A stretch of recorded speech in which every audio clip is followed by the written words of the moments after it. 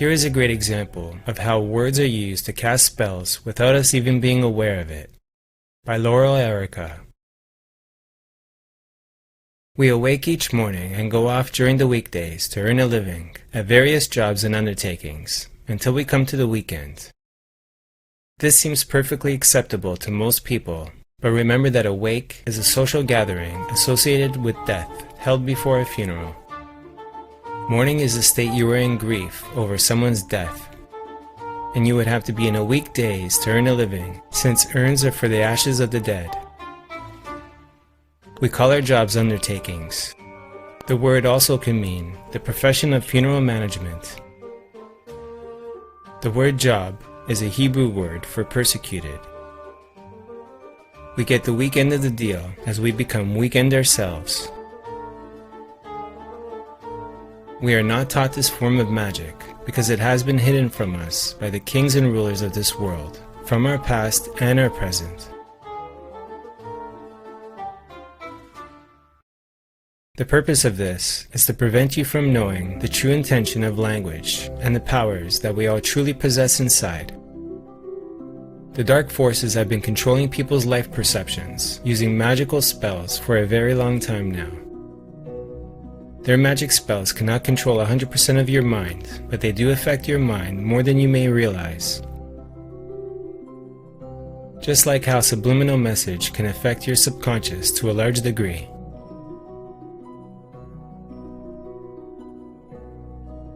When you speak or write words, you are casting your thoughts and vibrations into the Earth's magnetic field, or magic field, or ether, which is the energy field that helps create and shape your reality of Earth. If you are not careful with what you say or think, you can actually cast a spell without even being aware of it. Have you ever wondered why one of the first things they teach you to do in school is learn how to spell?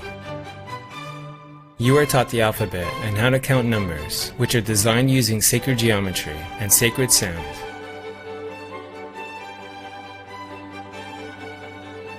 These letters and numbers are ideograms, which are written symbols that represent ideas. After learning the alphabet, you are taught how to spell using the letters of the alphabet.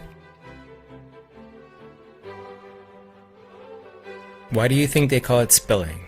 Because you are casting spells when you speak or write.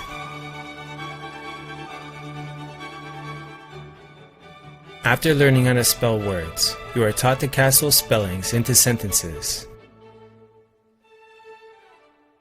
The term sentence in law refers to punishment. For example, when you curse or use swear words, you are creating and directing your negative energy, and that could lead to many negative outcomes, such as violence, emotional suffering, anxiety, and many other harmful situations. And that's why they call it cursing, because you are casting a spell with those cursing words that cut like a sword.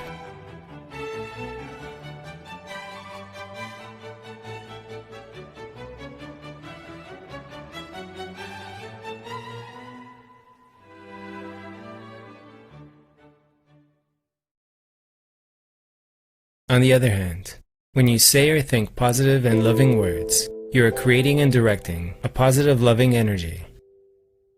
When you say the words, "I love you," or "I think you're a wonderful human being," for example, you are casting a loving spell that transfers your good vibrations to the other person and can activate beautiful euphoric feelings.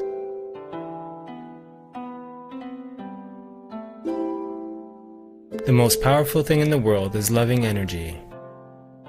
The dark forces have been trying for a very long time now to suppress this beautiful energy that our Creator gave us, and have been manipulating and corrupting everything they could get their hands on.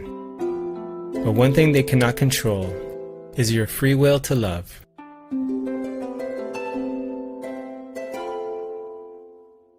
Don't speak negatively about yourself, even as a joke.